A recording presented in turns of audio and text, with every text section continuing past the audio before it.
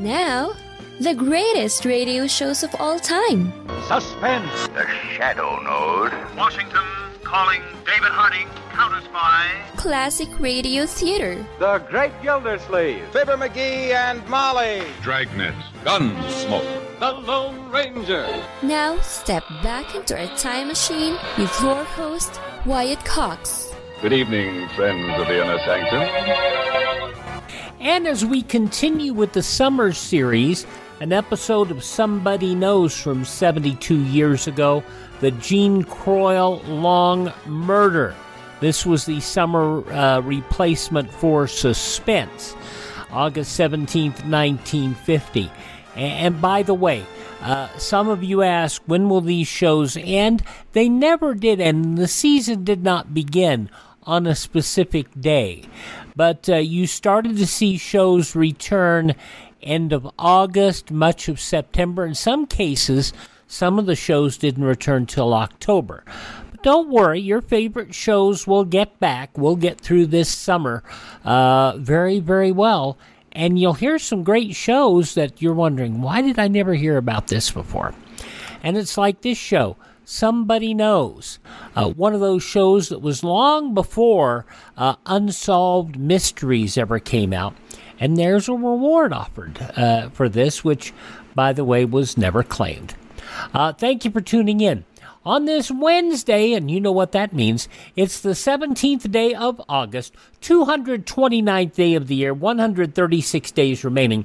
Robert Fulton's steamboat, the Claremont, began its trip up the Hudson River to Albany in 1807. Fort Sumter, South Carolina, bombarded by Union ships during the Civil War in 1863. Prospectors found gold in Alaska on this date in 1896. That was a discovery that set up the Klondike Gold Rush. 18-year-old Peter Fecker shot and killed by guards at the Berlin Wall in 1962.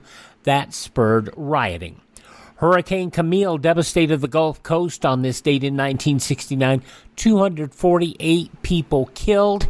And you know, what I will say about the Gulf Coast is that it takes a lot of resilience to live there. I have friends down there who work in radio, and God love those people. How they survive and how they get through it, I will never get it. Well, meanwhile, on this date in 1969, the Woodstock Music Festival continued. Good morning. What we have in mind is breakfast in bed for 400,000. Stage announcer Chip Monk, a Tony Award-nominated lighting designer who had designed lighting for the Woodstock Festival, just one problem. They were turned down from the first location. When they got to the Yasgur farm, they were not able to build a rigging that was able to sustain the lighting. Well, it was too heavy. But what they used is Monk, and that's his real name. Well, Chip's not his real name. That's a nickname, but he was drafted into being the announcer. As you can tell, he had the great voice for it, kind of like I do. The first successful transatlantic balloon flight landed outside of Paris on this date in 1978. In 1987, Rudolf Hess, Adolf Hitler's second-in-command, committed suicide. And it was in 1998, President Bill Clinton admitted in taped testimony that he had an improper physical relationship with White House intern Monica Lewinsky. On that same date, he admitted before the nation that he had misled people about his relationship with Miss Lewinsky. As you know, in a deposition in January, I was asked questions about my relationship with Monica Lewinsky. While my answers were legally accurate, I did not volunteer information. Indeed, I did have a relationship with Miss Lewinsky that was not appropriate. In fact, it was wrong. And let's make it clear, it was never the fact that Mr. Clinton had a relationship with Miss Lewinsky. It was the lying about it that got him into trouble. Alrighty, in 2010, a mistrial declared on 23 corruption charges against ousted Illinois Governor Rod Blagojevich. You may remember that Blagojevich was trying to sell a seat, the Senate seat of President Barack Obama, and that was a criminal offense. But he was convicted of 17 counts of corruption in a retrial. This was back in 2010. Okay, passing away on this date in history, Batgirl in the 60s Batman TV series, Yvonne Craig. Also, Pearl Bailey. What a wonderful entertainer. I mean, I would say just singer, but my gosh, she was a fine actress, great singer, and just an all-around entertainer. Ira Gershwin, Vivian Vance. You remember her from I Love Lucy and The Lucy Show, and Temptations singer Paul Williams, all passing away on this date in history. This is the birth date of Puck from Glee, Mark Salling, also David Koresh, U2 pilot Francis Gary Powers, actress Maureen O'Hara, Secretary of Commerce Harry Hopkins, Samuel Goldwyn, the Hollywood producer, frontiersman and soldier Davy Crockett, and we saved the best for last, Mae West. When I'm good, I'm very good. But when I'm bad, I'm better. I see a man in your life. What, only one? I changed my mind. Yeah, does it work any better? Well, I'm caught between two evils. I generally like to take the one I never tried. Now, take care of these men. Yes, give them all my address. I am delighted. I have heard so much about you. Yeah, but you can't prove it. Haven't you ever met a man that can make you happy? Sure. Lots of times. Actress, playwright, and bad girl, at least in front of the camera and the microphone. Mae West, born on this date in history. Happy birthday number 79 to Robert De Niro. The Go-Go's, Belinda Carlisle is 64 today. Sean Penn, 62. From New Kids on the Block and Wahlburgers, Donnie Wahlberg is 53. From the 2003 Peter Pan, Rachel Hurd Wood is 32, and she has never let a neck injury hold her down. WWE retired wrestler Paige Soraya Jade Bebas is 30 years of age. Those some of the people who celebrate the 17th day of August as their birthday. And if this is your birthday... Hi, we're the Four Freshmen, and we just want to say... Happy birthday to you. And from 72 years ago today, August 17th, 1950, the summer replacement for Suspense, Somebody Knows. That comes up next on this Wednesday Classic Radio Theater with Wyatt Cox here on your favorite radio station. You ever make a change and then think, why didn't I do this years ago? Well, that's how people feel about switching to Medishare for their health care, especially now with inflation the way it is. People are very happy with the savings. Most families save about $500 a month when they switch. It's a huge help when prices are going up so fast in so many other areas. And Medishare's customer satisfaction rate is double that of health insurance. It's just a different experience, and people really like that. Medishare is an alternative to health insurance. It's a community of Christians who share each other's healthcare bills, and it's been going strong for over 25 years. It really is the gold standard, the most trusted name in healthcare sharing. Find out why people love it, find out why they rave about the customer service, and find out how good it feels to save some money right now. They're super easy to talk to. Here's the number, 833-34-BIBLE. That's 833-34-BIBLE, 833-34-BIBLE. Classic Radio Theater with Wyatt Cox on this Wednesday on your favorite station. The premise of the 1950 summer replacement for Suspense, based on the notion that actual crimes could be even more fascinating and thrilling as the fictional ones. The producers offered a $5,000 reward, time limited, of course, to come up with information that would help solve the cases. That $5,000, by the way, today would be over $60,000. From August 17th, 1950, the summer replacement for Suspense, Somebody Knows.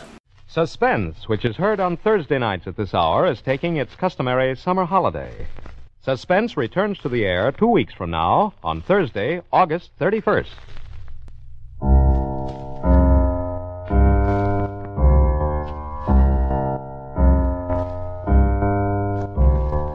Ladies and gentlemen, a $5,000 reward will be offered each week on the program immediately following this announcement.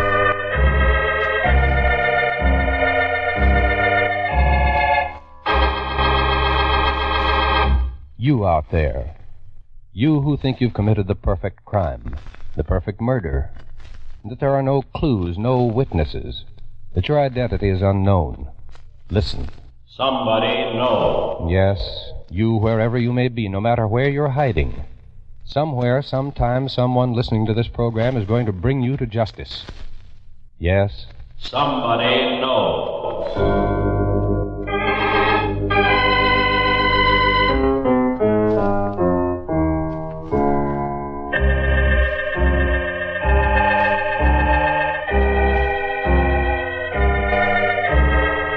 Columbia Broadcasting System presents Somebody Knows, a program conceived in the public interest, dedicated to aiding the forces of law and order in the solution of this nation's unsolved crimes.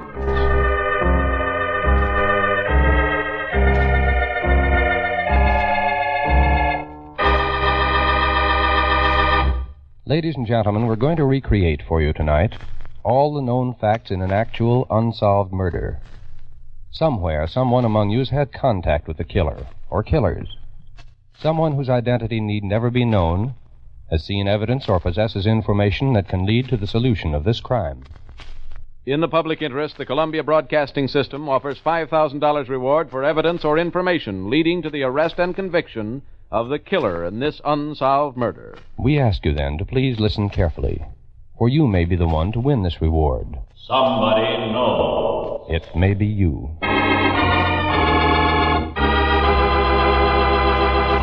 And now we open the files on one of this nation's unsolved murders. It's homicide file number 3867 of the Detroit, Michigan Police Department. The unsolved murder of Mrs. Jean Long.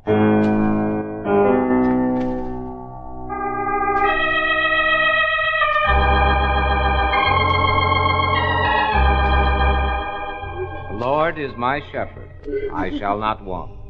He maketh me to lie The time down is 8 in green p.m., pastures. Thursday, May 25th, 1944. In the chapel of the Roy Rex Road Funeral Home, 2721 West Grand Boulevard, Detroit, Michigan, where a silver-gray coffin lies banked with flowers, the Reverend Newell C. Leesimer, pastor of the 12th Street Evangelical Church, is officiating at memorial services for Mrs. Jean Long. Goodness and mercy shall follow me all the days of my life, and I will dwell in the house of the Lord forever. At the conclusion of the services, Mr. and Mrs. Robert L. Croyle, the parents of Mrs. Jean Long, sit hand in hand, dazed and bewildered in their grief. Jean was such a good girl. A good girl. She'd been a hard worker for the church for 18 years. Why did this happen to her? Why?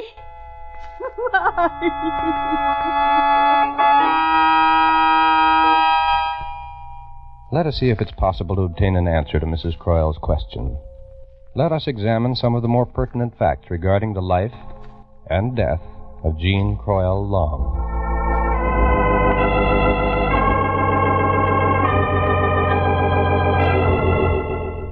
For 17 years, Jean Long lived a quiet, peaceful life in Detroit, working during the day, contributing in her spare time to the 12th Street Evangelical Church. The only rift in her peaceful life was the failure of her marriage to Kenneth Long. For on Sunday, September 26, 1943, she made a final entry in the diary she'd been keeping. This is the end of our marriage. He left home for good.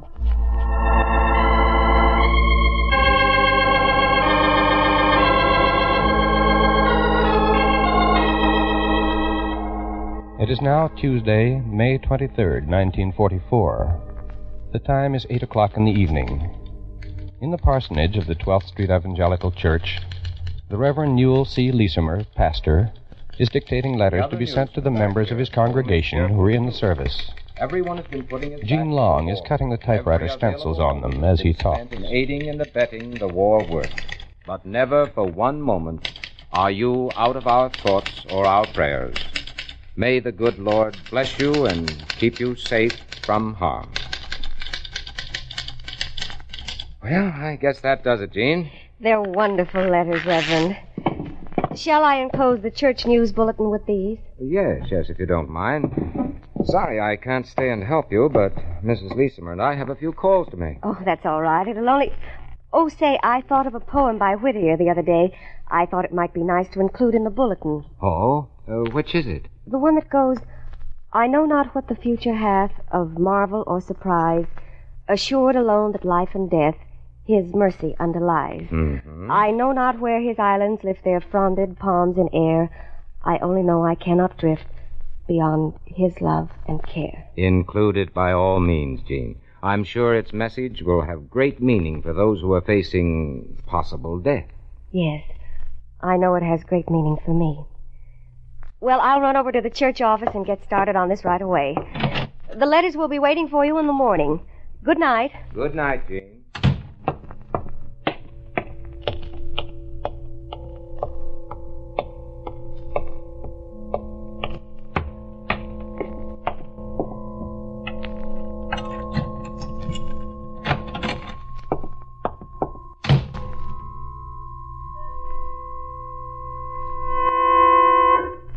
It is now approximately 8:55 p.m., Tuesday, May 23rd, 1944. Alex Simpson, a friend of Mrs. Jean Long, approaches the Davison Street door of the 12th Street Evangelical Church.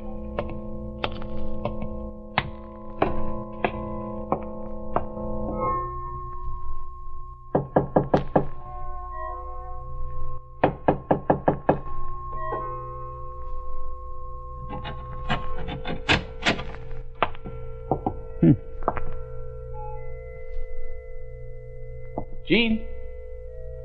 Jean, are you in here? He goes down into the basement of the church where the office is located.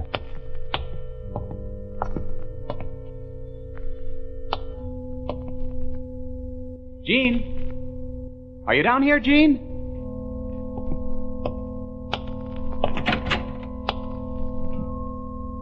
Jean?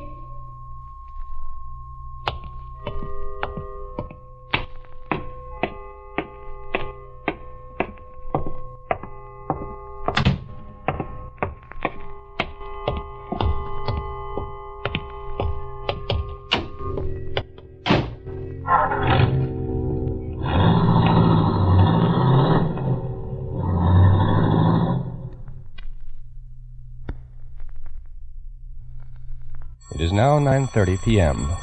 In the apartment of Mr. and Mrs. Robert Croyle on Oakman Boulevard, a telephone rings. Hello? Hello, is Jean home? Jean? Why, no. This is Alex Simpson, Mrs. Croyle. Oh, yes, Mr. Simpson. How are you? Fine, thanks. Say, I had a date with Jean for tonight, Mrs. Croyle. I was going to pick her up at the corner of 12th and Davidson at 9 o'clock, but she wasn't there when I drove by. Well, why don't you go into the church? I did, but she wasn't there either, so I called you up. I thought she might have come home. Why, no. She hasn't come home. Oh, I see. Well, I'm sure there's nothing to worry about. She probably forgot about our date and is on our way home now. Sorry I troubled you. Good night, Mrs. Croyle. Yes.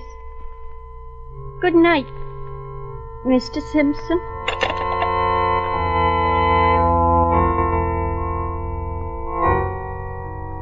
It is now approximately 11:30 p.m. Mr. Leesimer stands in the doorway of the parsonage after saying good night to a guest. He notices that a light is burning in the basement office of the church. Oh, that's strange. Either Jean's working very late or... I'd better check on it.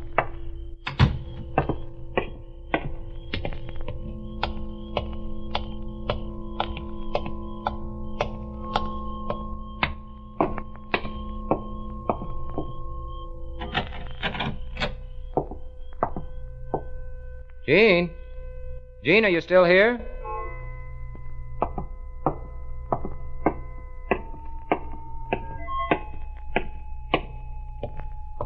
Jean, are you still working? Jean? Oh, well. She must have just left and forgot to turn the lights out. Jean?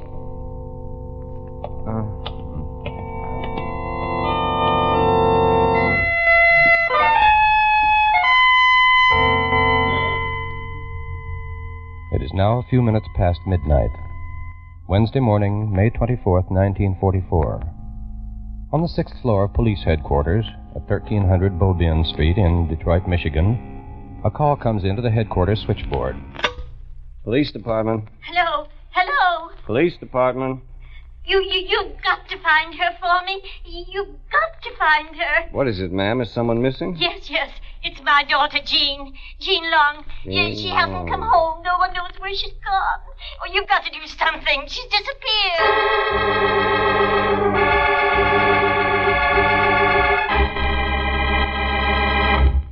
Interestingly enough, the producers never had to pay off on their $5,000 bounty or their $5,000 reward on Somebody Knows. Somebody Knows, August 17th, 1950, here on Classic Radio Theater. The news from 72 years ago today comes up next. Thanks for tuning in.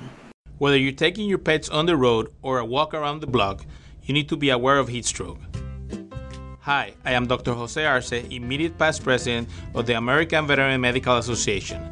It's important that pets get out and enjoy the warm weather and fresh air, but here are some reminders to help keep your pets safe in the heat. Tune into the day's forecast to see how hot it will be. Limit exercise on hot days or schedule walks earlier or later on the day when it's cooler. If outside, stay on the grass instead of the hot pavement. Make sure your pet has unlimited fresh water and access to shade. Never leave your pet in a closed vehicle, and leave your pet at home in air conditioning when you go out.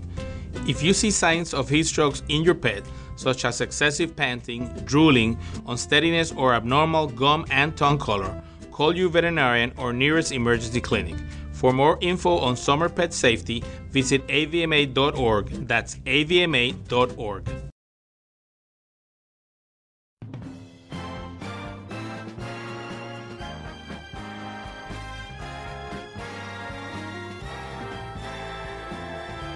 A Wednesday edition of Classic Radio Theater here on your favorite station.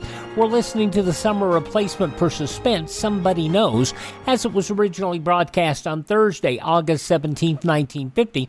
In the newspapers of that Thursday, 72 years ago, these were some of the headlines.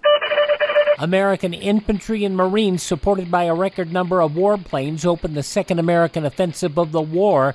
The attack started at 8 a.m., and by noon the Marines had reached their first objective, a 1,000-foot hill, which the Leathernecks took despite stubborn resistance. As the Americans hammered at the swelling Mekong River, it was disclosed that the war's first American offensive ended 4 days ago in a 20-mile withdrawal from the approach to Chizuru.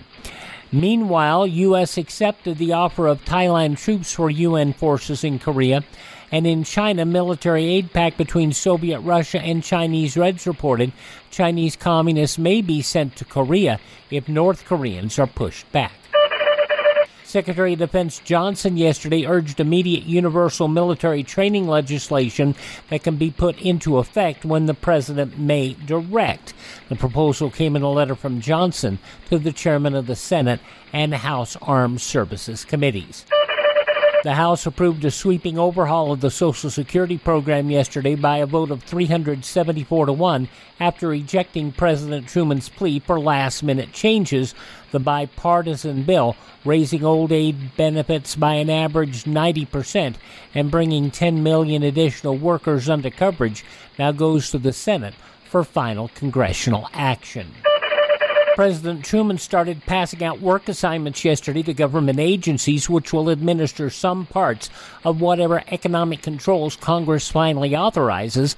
He met with heads of the federal regulatory bodies at the White House as the Senate waded into another day of arguments over the scope of powers to be given the president for home front mobilization in the Korean War.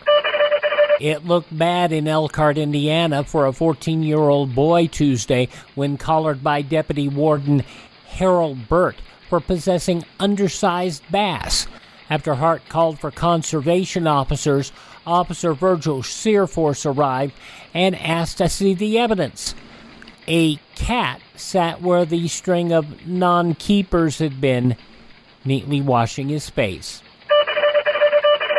Those some of the day's top news stories as reported in the newspapers of Thursday, August 17th, 1950, on your radio, Somebody Knows, which continues now on Classic Radio Theater with Wyatt Cox.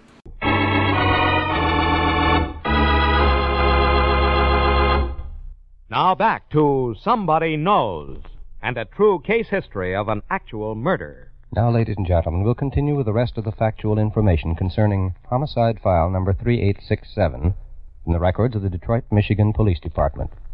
The unsolved murder of Mrs. Jean Long. Remember, $5,000 will be paid for information leading to the arrest and conviction of her killer.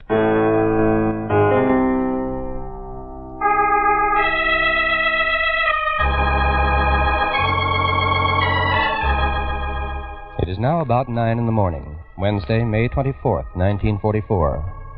Reverend Leesimer leaves his study and starts toward the side door of the parsonage. Noel, are you going over to the church? Oh, yes, dear. I want to pick up those letters that Jean got ready for me last night. Well, while you're there, you'd better look at the flowers on the altar. The choir's going to meet tonight. Yes, that's right. Those flowers are probably drooping by now. I'll take care of them.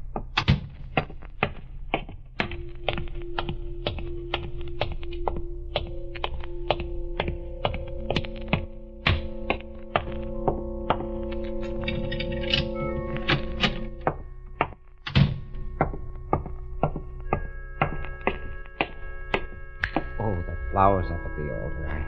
I'd better take care of them first.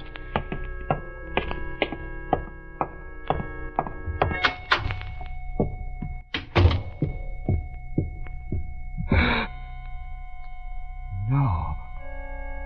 Oh, no. Oh, no. Hello? Bill, this is Newell. Can you come over to the church right away? To the church? Yes, something terrible has happened. Jean Long is dead.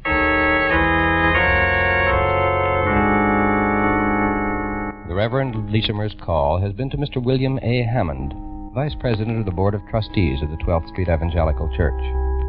It takes Mr. Hammond about 5 minutes to arrive at the parsonage, and Mr. Leesimer leads him immediately into the nave of the church and down the middle aisle.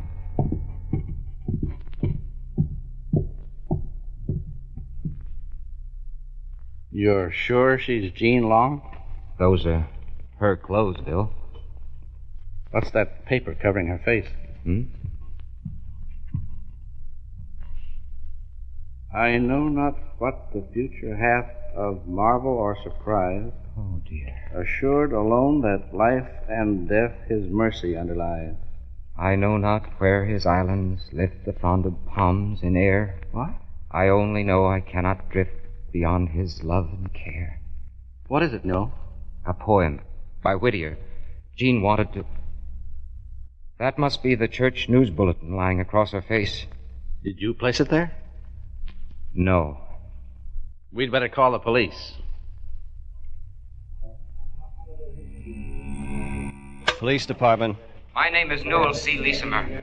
I'm pastor of the 12th Street Evangelical Church at the northeast corner of 12th and Davison. Yes, Mr. Leesimer? I want to report the death of my secretary. I believe she may have been murdered. Where is she, Mr. Leesimer?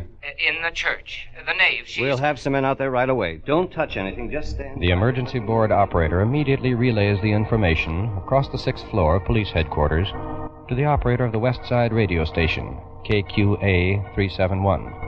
And the operator sets in motion the speedy, precise machinery of the Detroit police force. Within a few minutes, Chief of Detectives Paul H. Wenzel, Senior Inspector of Detectives Edward Graff, and Detective Inspector John Whitman, commanding the homicide squad, arrive at the scene. The investigation into the death of Jean Long begins. And the conclusion of Somebody Knows in the Jean Croyle Long murder case, August 17th, 1950, 72 years ago today, comes up next on this Wednesday Classic Radio Theater with Wyatt Cox. Another summer series comes up on Thursday's Classic Radio Theater with Wyatt Cox. Wanted from 72 years ago, August 18th, 1950, the cop killer of the West, the story of Omar August Pinson, told by recordings of the actual people involved in his life and crimes, a tale and a portrait of the criminal who was still at large at the time of the broadcast, and then he would be arrested 10 days after the broadcast. We'll tell you all about that tomorrow. That's coming up on Thursday's Classic Radio Theater, but now the conclusion of Somebody Knows, the Jean Croyle Long murder, 72 years ago, August 17th, 1950. The initial homicide report, as made by Detective Lieutenant Harry W. O'Brien of the Homicide Squad, contains in part the following information. Upon arriving at the church, we found the body of Mrs. Jean Long, 40 years old, of 3625 Oakman Boulevard, lying in the nave. Her clothing had been disarranged, and she had been stabbed 3 times in the chest. The left side of her face was badly swollen, and 3 teeth had been dislodged, and her body was covered with blood. Her wristwatch, with the band broken, which was found near the body, had run down at 8:34 o'clock. Coroner's investigator Tony Saputi responds to a call to the coroner's office and removes the body to the Wayne County morgue. A postmortem examination is begun by Dr. Paul A. Kleba, Wayne County medical examiner, and Dr. Donald H. Comp, pathologist. The cause of death: internal hemorrhage following penetrating puncture wound to the aorta. There is no evidence of criminal assault. A search is conducted for the missing murder weapon. It is believed at first that the murder was committed with some sort of pocket knife. Then, in the small kitchen adjoining the basement office. Say, Inspector, mind taking a look at this? Here in this drawer. The lab men have finished the checking for prints, and I think we might check for a couple of more things. A paring knife. Yeah, it looks clean, all right. But it's got about a 4-inch blade. It's strong enough to make the wounds we saw. Okay, I'll have Lieutenant Payne check for blood reactions. Fine. The report from Detective Lieutenant James Payne, head of the Police Scientific Laboratory, states, "We've obtained positive blood reactions on the paring knife. Blood reactions were also obtained in the kitchen sink and in the trap under the sink. There would seem to be little doubt that this was the weapon used in the killing of Jean Long."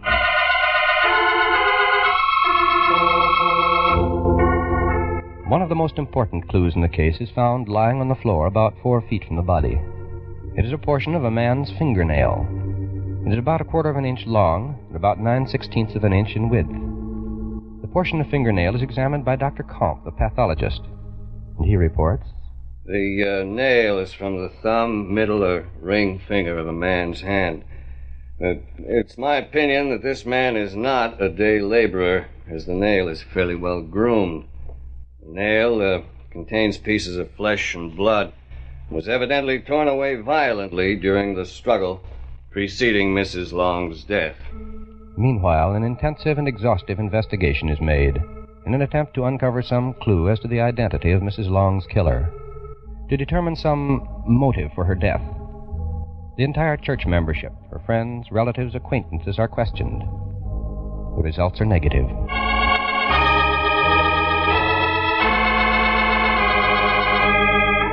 However, from the thorough examination made at the scene of the crime, a number of facts are determined. A number of deductions are made. Now here are those facts, those deductions, as expressed by Detective Lieutenant Lane. The crime took place somewhere between the hours of 8 and 9 o'clock in the evening. No struggle took place in the office. Mrs. Long's work had not been completed. The counter on the mimeograph machine showed only 89 copies of the news bulletins run off, and there were 2 chairs at the desk and 2 stacks of envelopes in the process of being filled with the bulletins. As for the church bulletin spread over the dead woman's face, only someone who knew her would have done that, because only someone who knew his victim well would have found it so unbearable to look at her dead face. From these facts, these deductions, it is possible to form a theory as to what occurred on the night of Tuesday, May 23rd, 1944, to make a possible recreation of the murder of Mrs. Jean Long. Now here is our recreation of that crime.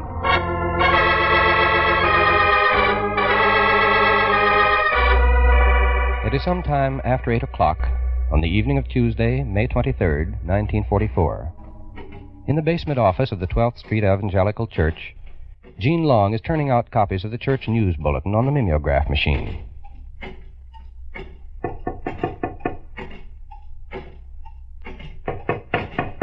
Oh, someone must be at the...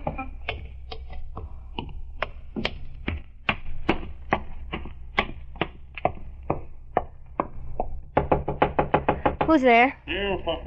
Oh, it's you. Come in. You're just in time. I haven't finished my work yet. I'll do you a great big favor and let you help me with it. Jean Long and her visitor go down to the basement office where she's been working. Here, you can help me stuff these envelopes. Take that chair and I'll use this. Make yourself useful now. Well, be careful For some now, time, Jean Long and her visitor work at stuffing the envelopes with the prepared news bulletins. I'll have to get all this done. They laugh and talk for a while as they work. No, I told you what to do. Then something happens. The visitor gets to his feet, walks out of the office into the adjoining kitchen. He opens the drawer containing the kitchen utensils, looks down at it for a moment. Then he removes the paring knife with a 4-inch blade. He starts to return to the office. You know we'll never get through here if you keep wandering around like... Now, what in the world are you going to do with that paring knife? No, you must be crazy. No! Terrified, Jean Long runs out of the office, her visitor following closely behind. At the top of the stairs, she tries to turn toward the outer door, but he moves in front of her. She turns and runs into the nave of the church. The visitor is right behind her now. She lunges for her, grasping the rear of her dress. No, don't.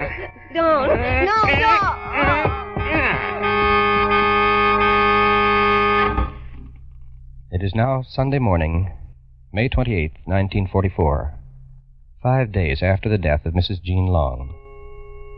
Services are being held in the 12th Street Evangelical Church. There's no surreptitious whispering. No eyes are turned toward the center aisle. The aisle down which Jean Long had walked 17 years before to the slow strains of the wedding march. The aisle where Jean Long's body was found. We come today with hearts and minds shocked by the events of the past week. Our minds are perplexed as to what would cause this tragic event to take place. We pray that this grave problem shall be solved and should not be content until justice is met.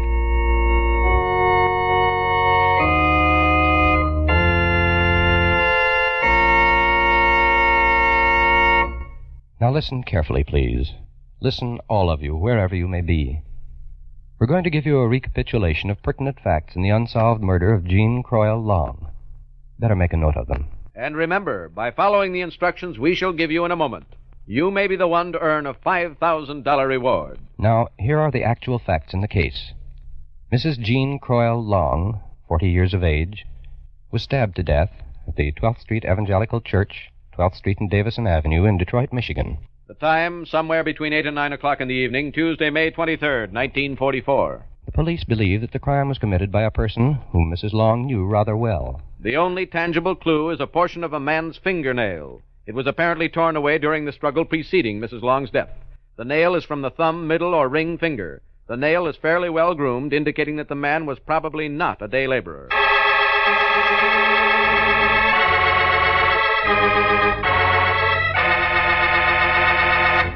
Ladies and gentlemen, if any of you possesses information that may have a bearing on the unsolved murder of Jean Croyle Long, and please don't send guesses or hunches, but only actual, authentic information, follow these instructions so that your name and identity need never be made known unless you wish. Now listen carefully. Write your information on a plain sheet of paper. Do not sign your name. Instead, sign it with 6 numbers, any arrangement of any 6 numbers. Then tear off a blank corner of that paper with a ragged edge. Write the same 6 numbers on that corner and keep it. Mail the rest of the paper with the information to Somebody Knows, Hollywood, California. You need tell no one what you have done. Mail your letter to Somebody Knows, Hollywood, California. And if the information you've supplied leads to the arrest and conviction of the killer of Mrs. Jean Long, we'll announce your signature number on this program. Then, if you don't want your name to be known, go to your lawyer or your doctor, your priest, minister, or rabbi, and have him present the torn corner of the paper to any CBS station. In this way, you do not need to appear in person. If the torn corner matches the original paper containing the information, the $5,000 reward will be yours. Remember, you, wherever you are, you whose name need never be known, may win a reward of $5,000.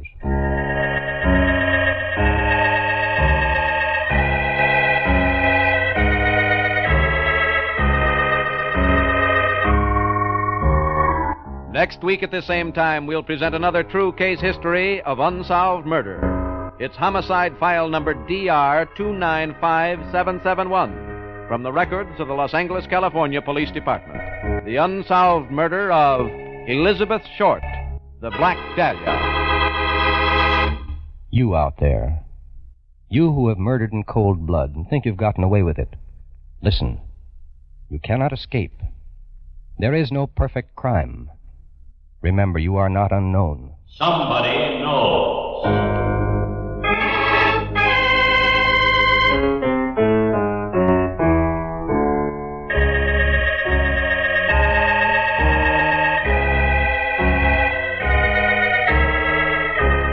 Tonight's case was written by Sidney Marshall from information in the files of the Detroit, Michigan Police Department. Research was by Maurice Zim. Music was composed and played by Milton Charles. Somebody Knows is a James L. Saphir production in association with CBS by arrangement with the Chicago Sun-Times and is based on a copyright owned by W.L. Finstad. It was narrated and directed by Jack Johnstone. In order to be eligible for the reward, letters containing actual, authentic information leading to the arrest and conviction of the killer or killers of Mrs. Jean Long must be addressed to Somebody Knows, Hollywood, California, and must be postmarked not later than midnight, September 6th, 1950. Arrest of the guilty person or persons must occur within 90 days of that date, and conviction must be within 1 year of tonight's broadcast. If more than one person gives the information leading to conviction, our judges will divide the $5,000 reward among them in proportion to the importance the judges attach to the facts supplied. And in this, the decision of our judges will be final. Until next Thursday at the same time, this is John Jacobs saying good night, and remember, somebody knows. August 17th, 1950, Somebody Knows. They referenced the Black Dahlia case. That's another case that has never been solved. So none of these cases were ever solved that were on Somebody Knows, at least as far as we're aware. Our webpage, classicradio.stream. If you miss a day, you don't have to miss a single show. You can hear our shows there. You can learn more about classic radio collecting. You can find download links where you can get the podcast applications where our shows are available. You can contact me, find our social media links, and you can also buy me a coffee. That would be greatly appreciated. And thanks for listening. Thank this station. Support their advertisers. Tell your friends the great radio shows are right here at this spot on the dial. Classic Radio Theater with Wyatt Cox on your favorite radio station.